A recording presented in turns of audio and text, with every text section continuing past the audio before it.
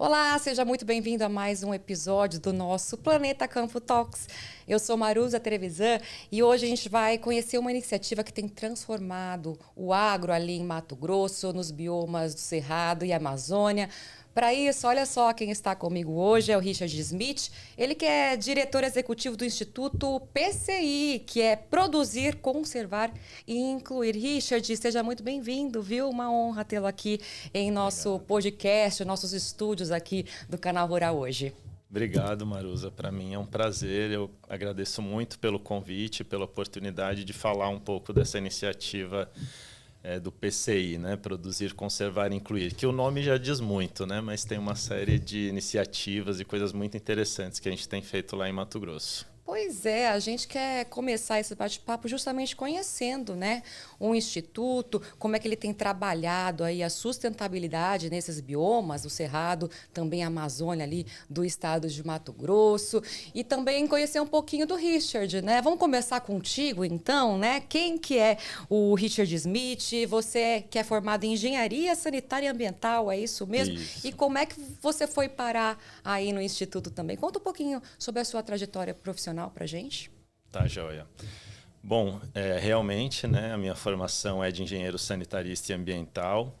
Apesar disso, desde o início da graduação, me graduei na Federal de Santa Catarina e sempre trabalhei com questões ligadas ao campo, à agricultura, à conservação florestal, ao código florestal, à produção florestal, que é muito forte no sul do Brasil, né, e todos os arranjos produtivos que a gente tem na região. Então, desde o início da minha trajetória, sempre me encantou muito essa questão de conciliar a produção agrícola, pecuária, com a conservação e a inclusão social, né? Então, ao longo dessa trajetória, eu fiz também um mestrado em engenharia ambiental, ainda na Federal de Santa Catarina.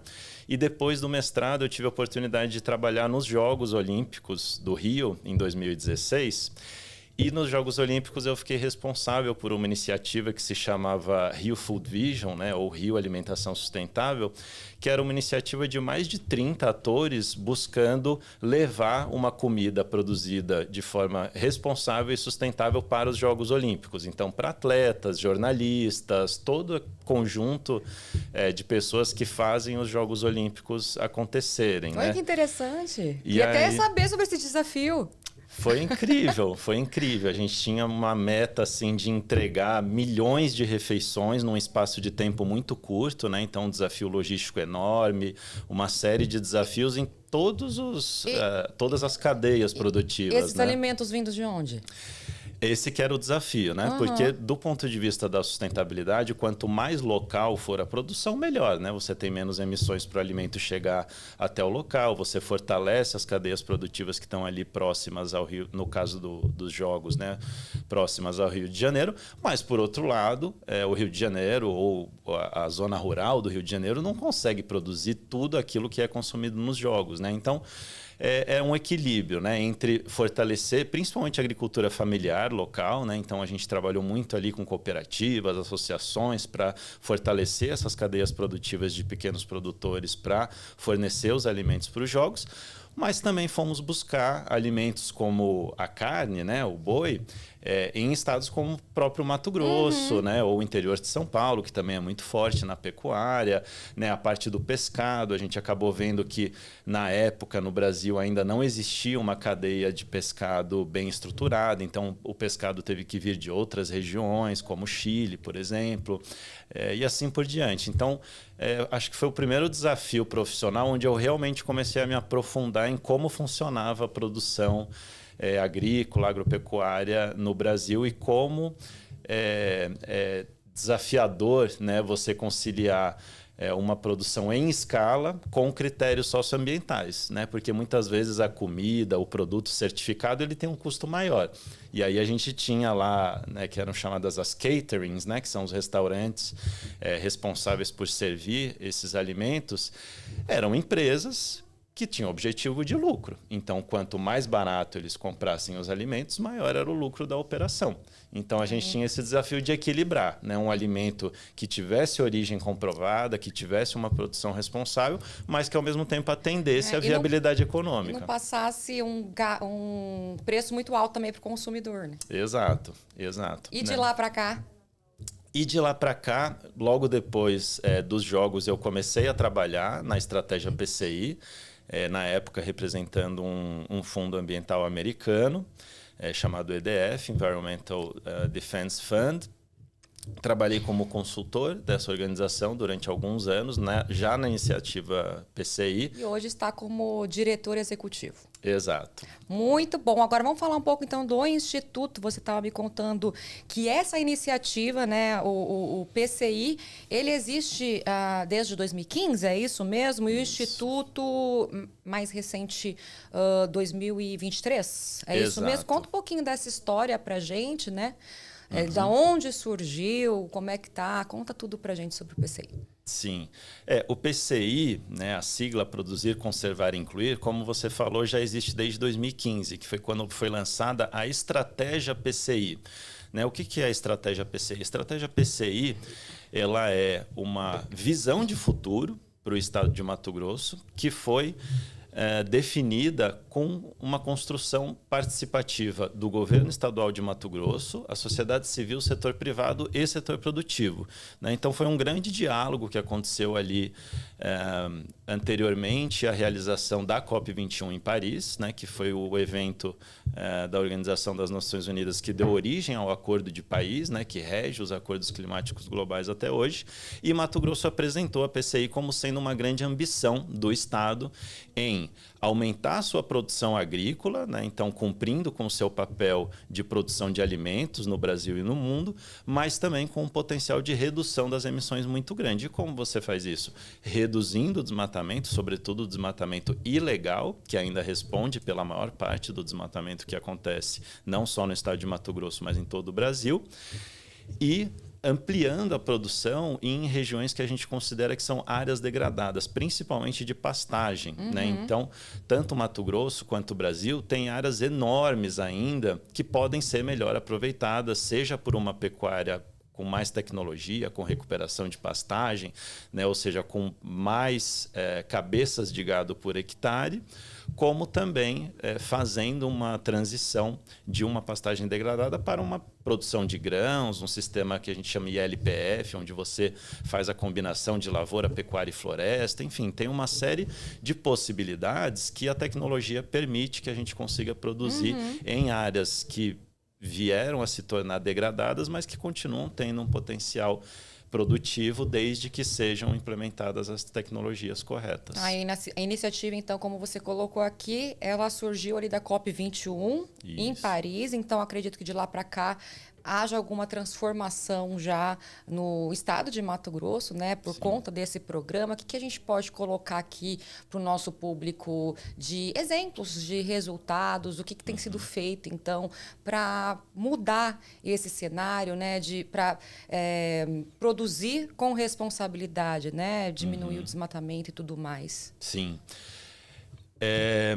Bom, é importante dizer que a estratégia PCI ela é realizada por uma série de parceiros, né? Como eu falei, tanto do governo quanto do setor privado, setor produtivo e da sociedade civil. Então, digamos que o sucesso, né, e os resultados alcançados pela estratégia PCI, eles não foram alcançados exclusivamente pelo Instituto PCI. Né? Como você falou, o Instituto PCI ele é mais recente, ele foi criado por decreto estadual em 2019 e só em 2023 que ele se formalizou enquanto organização. Mas ao longo desses anos, várias instituições e o próprio governo vem trabalhando para o alcance do que a gente chama das metas PCI. Né? A gente tem metas a serem atingidas desculpe, em 2030 e essas metas elas vêm sendo monitoradas anualmente por nós. Então, o que eu posso trazer assim de grandes marcos, né, que a estratégia PCI se propôs a fazer lá em 2015 e que vem avançando na sua implementação? Tem um ponto-chave dessa discussão que é a manutenção de 60% do estado com vegetação nativa, seja Amazônia, seja Cerrado, seja Pantanal, né? digamos que é um somatório aí dos 3 biomas. Quando a estratégia foi lançada, em 2015, Mato Grosso tinha ali algo em torno de 63%, 64% de vegetação nativa, cobrindo o estado como um todo. E esse patamar ele conseguiu se manter, né? Apesar de que a gente tem a abertura de novas áreas ao longo desse período, algumas autorizadas, né? Existe essa previsão no Código Florestal Brasileiro, então a Secretaria de Meio Ambiente ela emite autorizações para que os produtores abram novas áreas e convertam áreas nativas de ecossistemas nativos em áreas produtivas. Existe essa previsão na legislação brasileira, o produtor tem o direito de abrir novas áreas.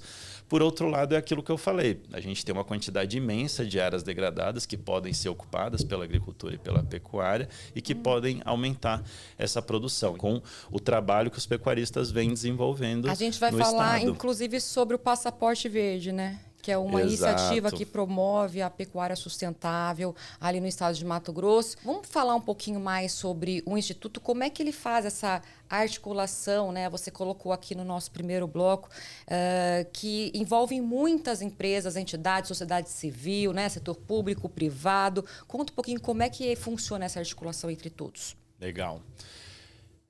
É complexa, mas ela é extremamente necessária para que a gente consiga avançar com ações práticas no campo, né? Então, eu diria que hoje a gente trabalha em 2 esferas de articulação, né? A gente tem a esfera no nível estadual, então a gente tem conselhos, comitês, né? Comitê de investimento, comitê de monitoramento, tem um outro que a gente chama de regionalização, que é como a gente leva isso para os municípios.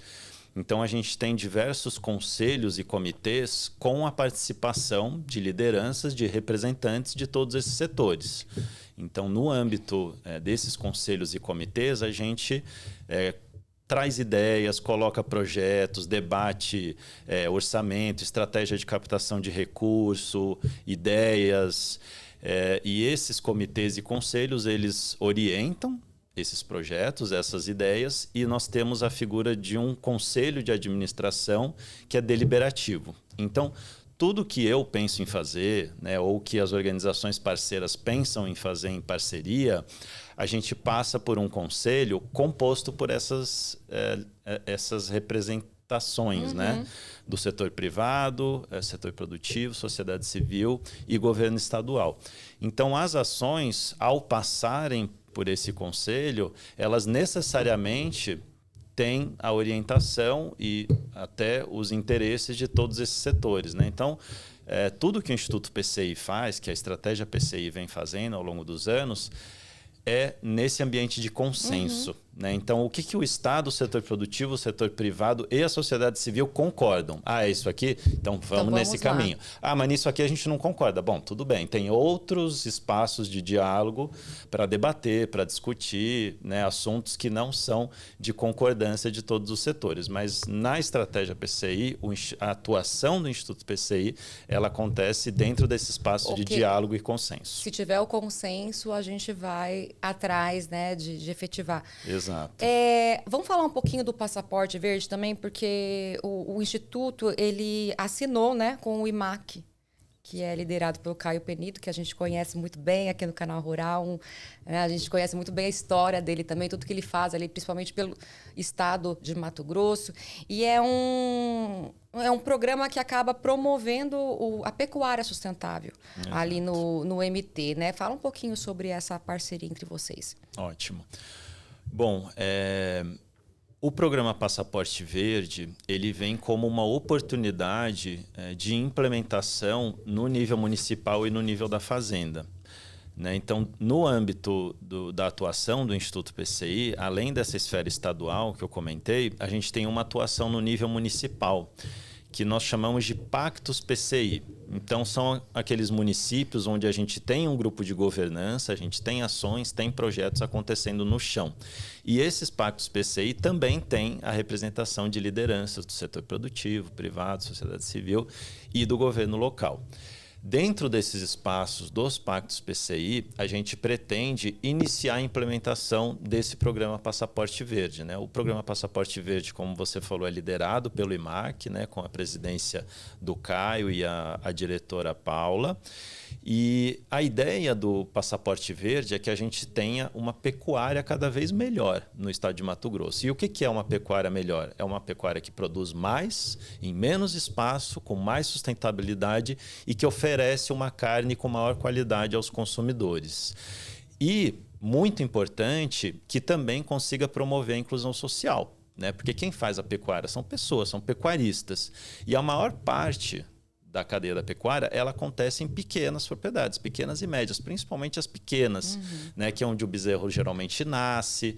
Então, a cadeia da pecuária, por si só, ela traz essa questão do pequeno, né? E o pequeno é aquele que tem mais dificuldade técnica, é aquele que não tem acesso a uma assistência técnica de qualidade, a advogados, a engenheiros, acesso a crédito, né? Então, a ideia do Passaporte Verde, além de dar essa cara da pecuária de Mato Grosso no Brasil, no mercado doméstico, mas também para o mundo, né, para exportação, o maior exportador de carne do Brasil, ele tem muito essa pegada de fortalecer o pequeno produtor, né? E o que acontece com o pequeno produtor? Muitas vezes ele é embargado, muitas vezes ele tem multa, muitas vezes ele tem a questão ali de um desmatamento que, ou por ignorância, ou às vezes por má fé, acaba acontecendo. E esse pequeno produtor ele fica excluído do mercado. E o que acontece? Esse boi do pequeno produtor que tem uma situação dessa não pode ser comercializado. Ele fica no pasto envelhecendo? Não. O que acontece? Vai para a ilegalidade, né? Então, o que a gente precisa? A gente precisa incluir esse pequeno pecuarista de volta para a cadeia. Né? Para a cadeia produtiva, não para a cadeia claro. Policial, né? Tem que dar oportunidade, tem que dar caminho para a regularização, né? E o produtor sozinho, geralmente ele não consegue, né? Porque tem uma série de trâmites na Secretaria de Meio Ambiente, ou às vezes até com a Justiça, com o Ministério Público. Então, tem um programa do Passaporte Verde que é chamado PREM, que é o Programa de Reinserção e Monitoramento. O que esse programa se propõe a fazer? Ele pega esse pequeno produtor que tem algum problema, seja ambiental, seja de outra ordem, e ele retoma o direito de comercializar, seja com outro pecuarista, ou seja com o próprio frigorífico, né? Então, o pequeno produtor ele volta a comercializar o seu produto, mas para isso ele tem que realizar algumas ações que compensem aquele eventual dano que aconteceu. Então, é um acordo entre o pequeno produtor, o IMAC e a indústria, onde ele volta a ter o direito de comercializar, mas ele tem a oportunidade e a obrigação de se regularizar, né? É um acordo amarrado com muitas instituições. Então, você tem ali o Ministério Público Federal, você tem a própria indústria, né? Os frigoríficos, o IMAC, a Secretaria de Meio Ambiente, o INDEA, todos esses órgãos que já fazem já tem algum papel dentro da cadeia, eles acompanham esse processo, né? Então, não é algo que o produtor, de uma hora para outra ele pode comercializar e não tem que fazer nada e o que ele desmatou fica por isso mesmo. Não. Tem que se regularizar. Tem que se regularizar, mas ao mesmo tempo ele tem essa oportunidade de ser reintegrado ao mercado, o que é muito importante. Muito importante. Né? Agora, esse programa, ele veio a partir da COP30, né, que aconteceu aqui no Brasil, e a gente está falando muito de Mato Grosso. Eu queria aproveitar a tua presença aqui também e falar um pouco de Brasil, né? Com a COP30 acontecendo aqui, os olhos do mundo se voltaram para o nosso país. Eu queria que você colocasse aí até a sua opinião, né? A sua avaliação sobre como é que o mundo vê o Brasil e se mudou antes e depois da COP30 que aconteceu em Belém. Sim. O programa Passaporte Verde ele virou uma lei estadual, né? E foi justamente ali nas 2 semanas de COP30, né, que a Assembleia Legislativa de Mato Grosso aprovou o programa Passaporte Verde enquanto lei estadual. Então, virou uma política pública, né? O que foi muito bom, porque, afinal, os olhos do mundo estavam olhando para o Brasil durante a COP30, né? E acabou vendo também que o estado de Mato Grosso está fazendo sua parte também. Exato, foi uma forma de mostrar, né, que Mato Grosso está avançando dentro de uma perspectiva de uma pecuária sustentável, né, onde você tem aí um ponto muito importante que a gente não falou, que é promover a rastreabilidade dessa cadeia, né? Acho que é a principal gargalo que hoje os mercados vêm demandando, né, e que os estados estão se organizando para demonstrar essa rastreabilidade, demonstrar essa transparência. Mas, de uma forma geral, eu acho que a COP30 ela foi muito importante no sentido de trazer um novo paradigma onde a produção agropecuária e, sobretudo, a pecuária, ela se apresenta como uma potencial solução para a redução das emissões. Né? Então, durante muito tempo, a agropecuária ela sempre foi vista como vilão, né? Como aquela atividade que emite a maior parte das emissões de gases de efeito estufa. E, de fato, no Brasil, né, a gente tem a conversão de áreas e a agropecuária respondendo pela maior parte das emissões. Né? Agora, se a gente for olhar para o planeta, a gente tem as emissões da queima de combustíveis fósseis como sendo disparada a maior fonte de gases de efeito estufa no planeta. Então, você colocar o mesmo peso das emissões de gases de efeito estufa vindo da queima de combustíveis fósseis, que vem acontecendo aí ao longo de décadas e que promoveram o desenvolvimento de países como a Europa, Estados Unidos, atualmente, mais recentemente, a China, enfim, e todos os outros países, eu acho que é um pouco injusto com o Brasil, como se o Brasil fosse responsável pelas mudanças climáticas. Tem uma fatia de responsabilidade? Tem, mas está trabalhando para justamente fazer a sua parte. Né? Agora, os países desenvolvidos eles têm que reduzir a emissão da queima de combustíveis fósseis. Né? E a gente não vê isso acontecendo com, digamos, o compromisso que o Acordo de Paris estabeleceu. Né? Enquanto que o Brasil ele tem feito a sua lição de casa, então tem reduzido o desmatamento nos últimos anos, tem promovido uma agropecuária mais sustentável. Então, o Brasil ele tem sido exemplo no sentido de aumentar a produção em uma área menor. Né, tanto de grãos quanto na pecuária, praticamente em todas as cadeias. E hoje essas práticas elas vêm se tornando soluções globais. Né? Então aquilo que era emitido e que passa a ter boas práticas e emite menos, passa a viabilizar, por exemplo, um crédito de carbono. Né? Então os produtores podem ganhar com isso. Então acho que nós promovemos também um evento pré-COP, né, de preparação para a COP em Brasília, às vésperas ali da COP30, onde a gente reuniu, né, representantes do setor produtivo para mostrar o quanto a produção de grãos, a produção agropecuária e também a produção de biodiesel, né, nós temos o etanol de milho aumentando, né, muito a sua produção no estado. Então, são soluções, né, que a agropecuária brasileira vem mostrando ao mundo que pode ser também, além de alimentar o planeta, pode ser também uma solução climática. Esses são os exemplos que a pecuária tem ajudado na prática, Richard? Sim. Acho que a pecuária ela tem um caminho a percorrer ainda, né? Principalmente nessa questão que eu trouxe da rastreabilidade. Né? Então, hoje, a principal fonte de emissões ela está no que a gente chama de fornecedores indiretos. Né? Não são aquelas grandes fazendas que vendem o gado para o frigorífico, são aquelas geralmente pequenas e médias que estão invisíveis na cadeia. Né? Então, a rastreabilidade ela não chega e é onde acontece o desmatamento, é onde a gente tem a maior parte das irregularidades e das emissões acontecendo. Né? Então, é muito importante que a gente, como eu falei, faça um processo inclusivo desse pequeno produtor que precisa de um apoio para fazer essa transição para uma agropecuária mais sustentável.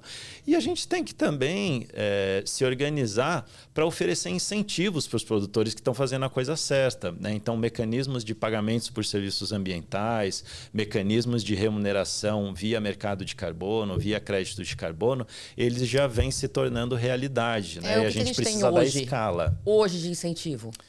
Certo. Bom, tem uma série de possibilidades em cima da mesa hoje. Né? A gente tem, por exemplo, aqueles produtores que têm um excedente de reserva legal, já estão recebendo por isso, seja com um pagamento efetivo, seja com acesso a um crédito com uma taxa menor. A gente tem programas no Mato Grosso de pagamentos por serviços ambientais no nível municipal. Então, um município como Tangará da Serra já remunera os seus produtores que preservam as suas APPs, né, a margem de rio, a nascente. Então, recebe pela área preservada. E a gente tem visto iniciativas que estão promovendo essas boas práticas e que buscam trazer incentivos aos produtores, né? Então, por exemplo, um programa recém-lançado que chama Gado com Valor, né? Então, aqueles produtores que adotam boas práticas, eles acessam uma série de benefícios, então descontos mesmo em agropecuárias, em lojas, em produtos que são do dia a dia daquele pecuarista. Chega na loja, ele tem um desconto, né?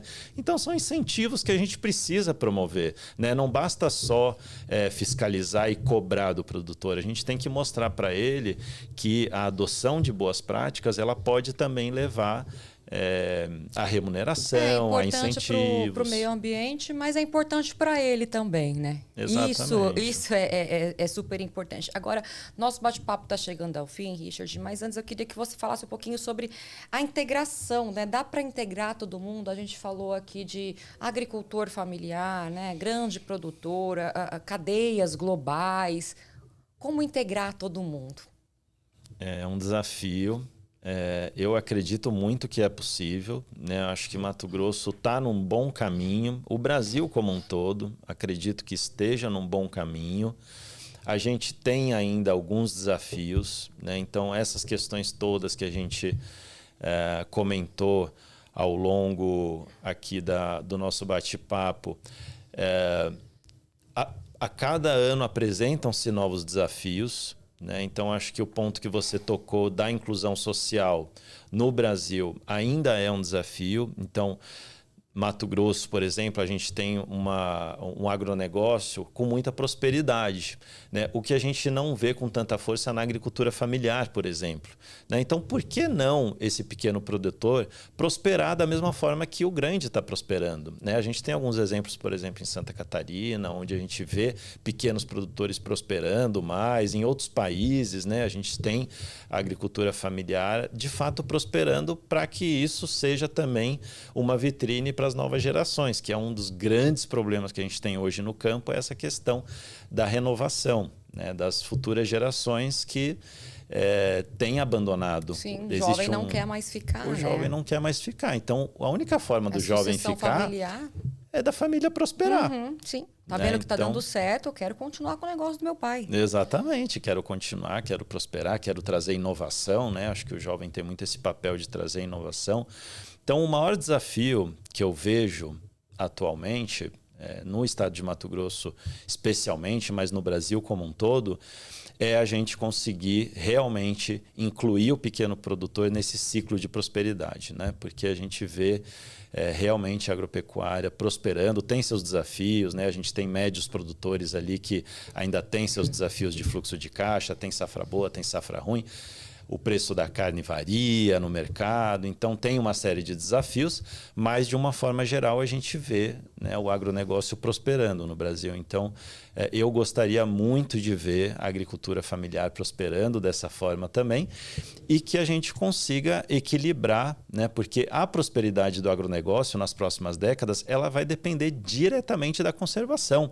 Porque o agronegócio precisa de água, o agronegócio precisa da estabilidade climática, que as florestas têm um papel importantíssimo, né?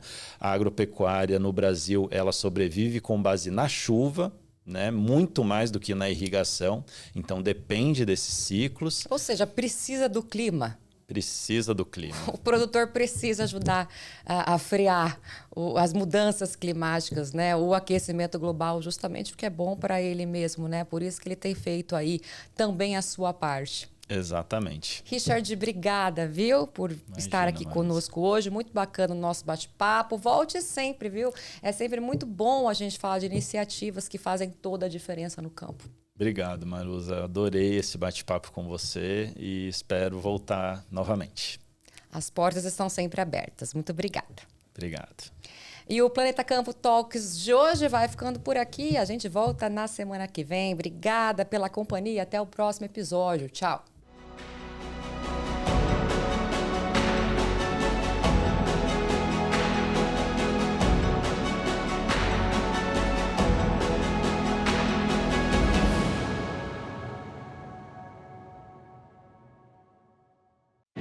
Planeta Campo Talks.